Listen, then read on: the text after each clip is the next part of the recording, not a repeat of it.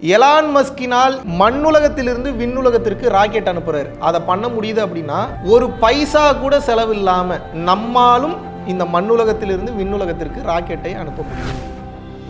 எப்படி இந்த விண்ணை வட்டமடித்து கொண்டே வருகிறதோ அதே போல வெப்பத்தை நீங்கள் யோக உஷ்ணத்தினால் ஏற்றும் போது அந்த மூலாதாரத்திலிருந்து உங்களது முதுகுத்தண்டு வழியாக அந்த வெப்பம் என்பது பயணம் செய்யும். சுவாதிஷ்டானம், மணிப்பூரகம், அநாகதம், விசுத்தி, ஆக்ஞா, சகசரா வரைக்கும் உங்களது அந்த ராக்கெட்டை நீங்கள் செலுத்தும் போது நீங்கள் நினைத்து பார்க்க முடியாத பிரபஞ்ச ரகசியங்களை மேலே இருந்து இந்த மண்டை ரிசீவ் பண்ண ஆரம்பிச்சிடும். அந்த பயிற்சியை செய்கிற 2 to 3 நிமிடம் செய்து முடிப்பதற்குள்ளேயே இடி இடித்து மின்னல் வெட்டுனா அந்த மின்னலை எப்படி உங்களால் பார்க்க முடிகிறதோ அந்த மின்னலை விட சக்தி வாய்ந்த ஒரு ஆற்றல் மேல் ஏறுகிறது. மேலே ஏறி தலையில் வெடிக்குது. ஒரு தரித்த நாடியில் ஒடுங்குகின்ற வாயுவை கருத்தினால் இருத்தியே கபாலம் ஏற்ற வல்லீரேல். அறிவியலினால் உணர்த்த முடியாத, அறிவியலினால் விளக்கம் கொடுக்க முடியாத மாபெரும் ஞான காட்சிகளை உடம்பாகிய இந்த சிஸ்டம் ரிசீவ் பண்ண ஆரம்பிச்சோம்.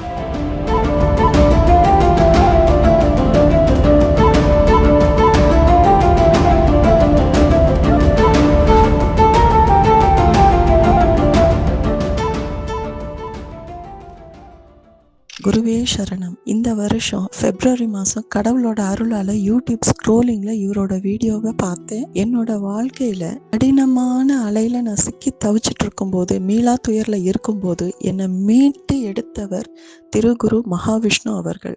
ஞானப்பாதையில் வரணும்னு நினைக்கிறவங்களுக்கும் ஞானப்பாதையில் பயணம் செய்கிறவங்களுக்கும் இவரோட வார்த்தை உபதேசம், வார்த்தை தெளிவு, பொன்னும் மணியும் வைரமும் வைடூரியமும் கொட்டும் அடைமழை.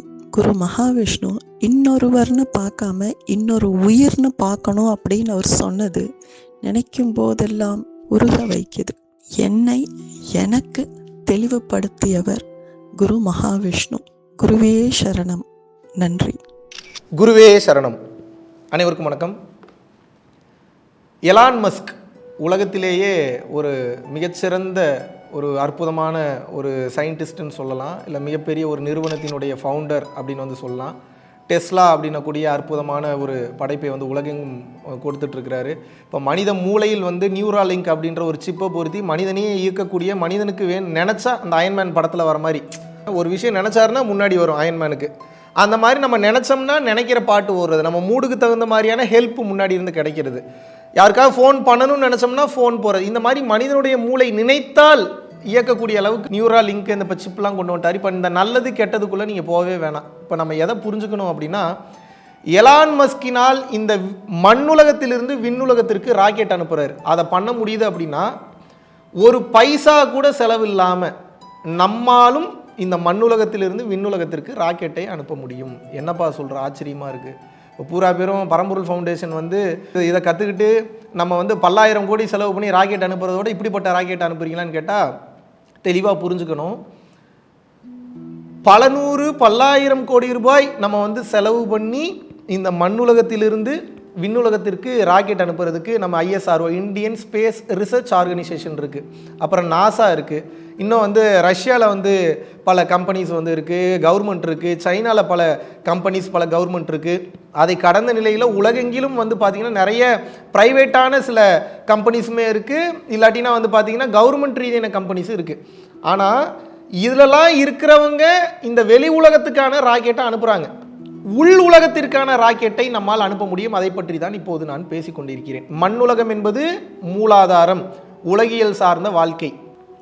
சகஸ்ரா என்பது விண்ணுலகம். சித்தாகாசம் அப்படின்னா என்ன? பரலோகம் மற்றும் பிரபஞ்சத்தை பற்றிய, பேரண்டத்தை பற்றிய தெளிவு, பேரண்டத்தை பற்றிய ஞானம். அப்போ இங்கே ஃபயர் பண்ணும்போது இந்த நெருப்பு ராக்கெட்டில் பிடிச்சி ட்ராவல் பண்ணி மேலே போய் சேட்டிலைட்டை ஏவி எப்படி இந்த விண்ணை வட்டமடித்து கொண்டே வருகிறதோ அதே போல மூலாதாரத்தில் அனலை அல்லது வெப்பத்தை அல்லது நெருப்பை நீங்கள் யோக உஷ்ணத்தினால் ஏற்றும் போது அந்த மூலாதாரத்திலிருந்து உங்களது முதுகுத்தண்டு வழியாக சுஷ்முனான்னு சொல்லுவாங்க, சுழுமுனை நாடி, அந்த சுழுமுனை நாடி வழியாக அந்த வெப்பமானது அந்த குண்டலினி எனக்கூடிய ஆற்றல் போல், அது குண்டலினா பாம்பு கிடையாது, பாம்பு மாதிரியான வேகத்தில் அந்த வெப்பம் என்பது பயணம் செய்யும். இதனால தான் இப்போ டாக்டர்ஸோட சிம்பிள்லாம் வந்து பார்த்தீங்கன்னா உங்களுக்கு தெரியும், நடுவில் ஒரு குச்சி மாதிரி இருக்கும், அதில் ஒரு பாம்பு மாதிரி இருக்கும். அப்படின்னா குச்சி என்பது முதுகுத்தண்டு, ஸ்பைனல் கார்டு தான் பேஸ் எல்லாத்துக்குமே. அந்த பாம்பு என்பது என்ன அப்படின்னு வந்து கேட்டிங்கன்னா அதுதான் அந்த குண்டலினி ஆற்றல், அல்லது குண்டலினியை போன்று ஏறக்கூடிய அந்த உயிர் சக்தி, அல்லது அதுதான் வந்து பார்த்தீங்கன்னா ஒளி சுவாசம், அல்லது எப்படி வேணாலும் சொல்லலாம், நீங்கள் எப்படி வேணாலும் வச்சுக்கோங்க. இப்போ வேலை என்னென்னா, நம்மளால் 10,000 கோடி ரெடி பண்ணி அப்படி ராக்கெட் அமைச்சு பிஸ்னஸ் பண்ணுறது அவசியம் இல்லாத ஒன்று. அது நமக்கு வேணுமான்றது வந்து பார்த்துக்கணும். பண்ணுறவங்கள விட்டுருங்க. நான் மெஜாரிட்டி ஆஃப் த பீப்புளை பற்றி இப்போ பேசிகிட்டு இருக்கேன். உண்மையான ராக்கெட் நீங்கள் எங்கேருந்து அனுப்பணும் அப்படின்னா, உங்களது மூலாதாரத்திலிருந்து சுவாதிஷ்டானம், மணிப்பூரகம், அநாகதம், விசுத்தி, ஆக்ஞா, சகசியம், உங்களது அந்த ராக்கெட்டை நீங்கள் செலுத்தும் போது நீங்கள் நினைத்து பார்க்க முடியாத பிரபஞ்ச ரகசியங்களை மேலே இருந்து இந்த மண்டை ரிசீவ் பண்ண ஆரம்பிச்சிருங்க. இதாங்க மேட்ரு. இதை உங்களுக்கு என்னோட அனுபவம் சொல்லக்கூடாது, இருந்தாலும் ஒரே ஒரு அனுபவத்தை மட்டும் பகிர்கிறேன். நான் வந்து ஒரு தீட்சை வாங்கும்போது ஒரு இடத்துல உட்காந்து பயிற்சி பண்ணுறேன். அந்த தீட்சை கொடுத்து முடித்தோடனே உடனே உட்காந்து பயிற்சி பண்ணுங்கள், பயிற்சி பண்ணி காட்டுங்க, ஏன்னா சரியாக பண்ணுறீங்களான்னு பார்க்கணுன்னு வந்து சொல்கிறாங்க. ஸோ நம்ம பரம்பொருள் யோகத்தில் ஒரு பகுதியை நான் உங்களுக்கு சொல்லி கொடுத்துருக்கேன், ஆல்ரெடி சொல்லி கொடுத்துருக்கேன்.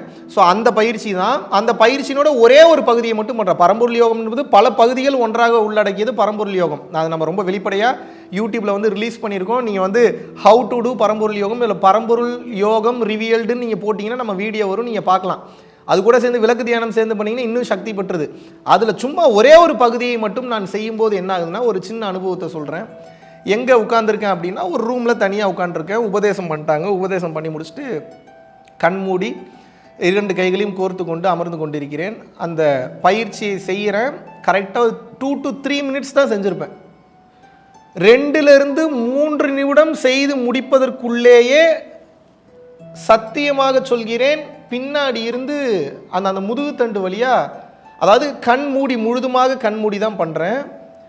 கண் மூடி செய்யும்போது எனக்கு தெரியக்கூடிய எந்த காட்சியிலும் தெரியல, நான் எங்கே இருக்கேன்னு தெரியல. ஒரு மாபெரும் காட்சி, அதாவது கீழே இருந்து ஒரு எலக்ட்ரிசிட்டி மேலே போச்சுன்னா உங்களால் லிட்டரலாக பார்க்க முடியும். இப்போ ஒரு இடி இடித்து மின்னல் வெட்டுதுன்னா அந்த மின்னலை எப்படி உங்களால் பார்க்க முடிகிறதோ, அந்த மின்னலை விட சக்தி வாய்ந்த ஒரு ஆற்றல் வேகமாக மேல் ஏறுகிறது. மேலே ஏறி தலையில் வந்து வெடிக்குது. தலை வெடிக்கல, நல்லா புரிஞ்சுங்க, தலையில் வெடிக்குது.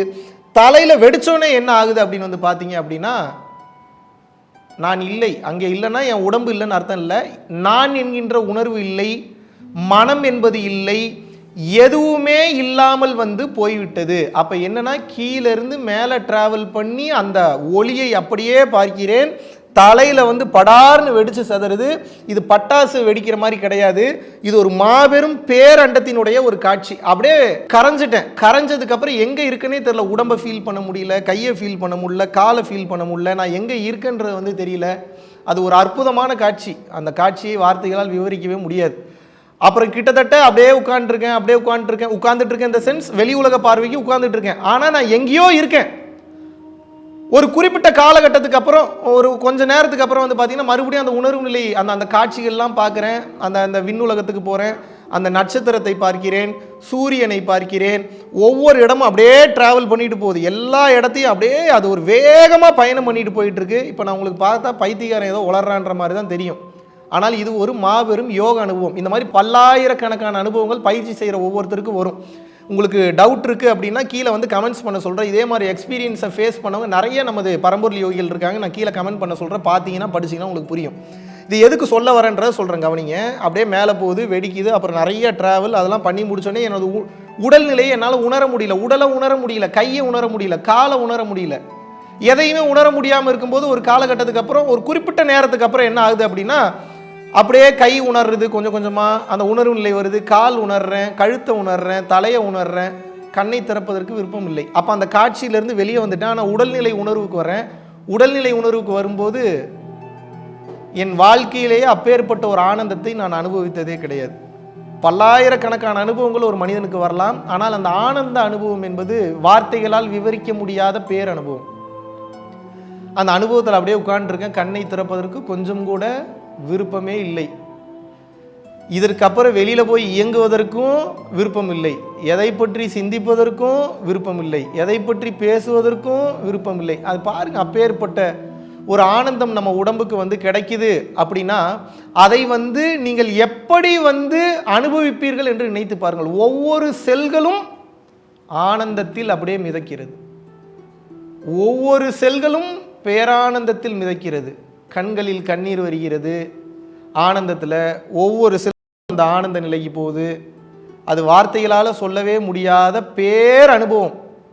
அதுக்கப்புறம் ஒவ்வொரு டைமும் அது வரணும்னு நினைக்கக்கூடாது, அதுதான் மேட்ரு. ஏன்னா அதுக்கப்புறம் வேறு விதமான அனுபவங்கள் வரும். இந்த அனுபவத்துக்காக தான் இதை பண்ணுறோமான்னு கேட்டால் அது கிடையாது, அது ஒரு ஆரம்பம். ஒரு முறை எப்படி விண்ணில் வந்து செயற்கைக்கோளை ராக்கெட்டை நீங்கள் ஏவிட்டிங்கன்னா அதை வேலையை அதுக்கப்புறம் அது கரெக்டாக பண்ணிகிட்டு இருக்குமோ, ஒவ்வொரு டைமும் ராக்கெட் அனுப்பணுன்ற அவசியம் இல்லை. வேறு விஷயத்துக்கு ராக்கெட் அனுப்பலாம். ஆனால் பயிற்சி என்பது என்ன? மூலாதாரத்தில் இருக்கக்கூடிய ஆற்றலை மேலெழுப்பி முதுகுத்தண்டு வழியாக பயணம் செய்யப்பட வேண்டும். அப்படின்னா என்ன? ஒரு தரித்த நாடியில் ஒடுங்குகின்ற வாயுவை கருத்தினால் இருத்தியே கபாலம் ஏற்ற வல்லீரேல். அப்புறம் விருத்தரும் பாலராவர் மேனியும் சிவந்திடும் அருள் தரும் நாதர்பாதம் அம்மைபாதம் உண்மையே சிவவாக்கியர். அப்போ என்ன அப்படின்னா நல்லா புரிஞ்சுக்கோங்க, உண்மையான ராக்கெட்டு நமக்குள்ளே இருக்குது. அதை வந்து அனலினால் மேலே எழுப்பும் போது அந்த இறை காட்சி மனித உடலை கடந்த காட்சி கிடைக்கும். அந்த காட்சி கிடைச்சதுக்கப்புறம் சேட்டிலைட் மேலே வந்து ஏவப்பட்டாச்சு.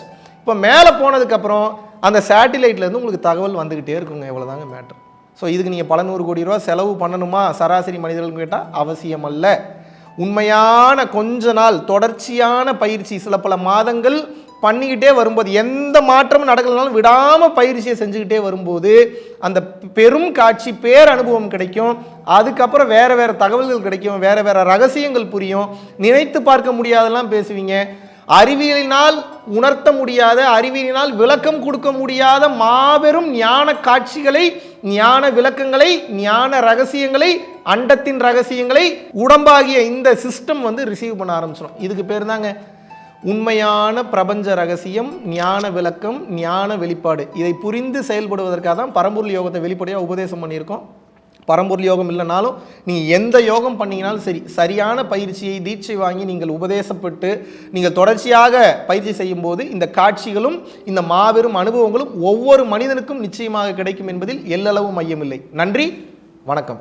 கல்யாணங்களுக்கு போகும்போதோ இல்லை ஒரு ஃபங்க்ஷனுக்கு போகும்போதோ ஒரு குழப்பம் இருக்கும். சரி, நம்மளை கூப்பிட்டாங்க, இவங்களுக்கு என்னடா நம்ம போய் கிஃப்ட் பண்ணலாம். நம்ம பரம்பொருள் ஃபவுண்டேஷனோட முக்கியமான சில வீடியோஸ் நீங்கள் டவுன்லோட் பண்ணி வச்சுட்டு ஒரு பென்ட்ரைவில் போட்டு புதுசாக திருமணம் ஆகக்கூடிய அந்த தம்பதிகளுக்கு கொடுக்கலாம். என் வீடியோவை தான் கொடுக்கணும்னு நான் சொல்ல மாட்டேன். மெய்ஞானம் சம்பந்தமான சில விஷயங்கள் யார் மிக சரியாக பேசுகிறாங்கன்னு நீங்கள் நினைக்கிறீங்களோ அவர்களுடைய வீடியோவை காப்பி பண்ணி கொண்டு போய் கொடுங்க. இதுதான் அவர்களுக்கு உண்மையான பொக்கிஷம், உண்மையான ட்ரெஷர்.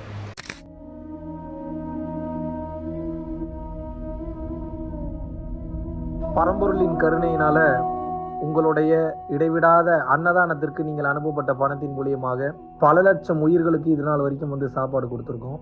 ஸோ கொரோனாலேருந்து ஆரம்பித்து ஒரு நாள் கூட விடாமல் பல உயிர்களுக்கு வஸ்திர தானங்களாக இருக்கட்டும், படிக்க முடியாதவங்களுக்கு கல்வித்தொகை கட்ட முடிய விஷயங்களாக இருக்கட்டும், இல்லை ஸ்போர்ட்ஸ் ரீதியாக விளையாடக்கூடிய நல்ல மாணவர்களை அனுப்பி வைக்கக்கூடிய விஷயங்களாக இருக்கட்டும், அதை தொடர்ந்து வந்து பார்த்தீங்கன்னா ரெகுலராக மந்த்லி பேசிஸில் ஏழை குழந்தைகளுக்கு க்ரோசரிஸ் கொடுக்கறதாக இருக்கட்டும், இல்லை அவங்களுக்கு வந்து பார்த்தீங்கன்னா சேம் அவங்க விருப்பப்படுறவங்களுக்கு வீட்டு துணிமணிகள், வீட்டுக்கு தேவைப்படக்கூடிய மற்ற பொருட்கள் வாங்கி கொடுக்கறதாக இருக்கட்டும், எல்லா உதவிகளும் வந்து பார்த்தீங்கன்னா உங்களோட உதவினால தான் போயிட்டு இருக்கு.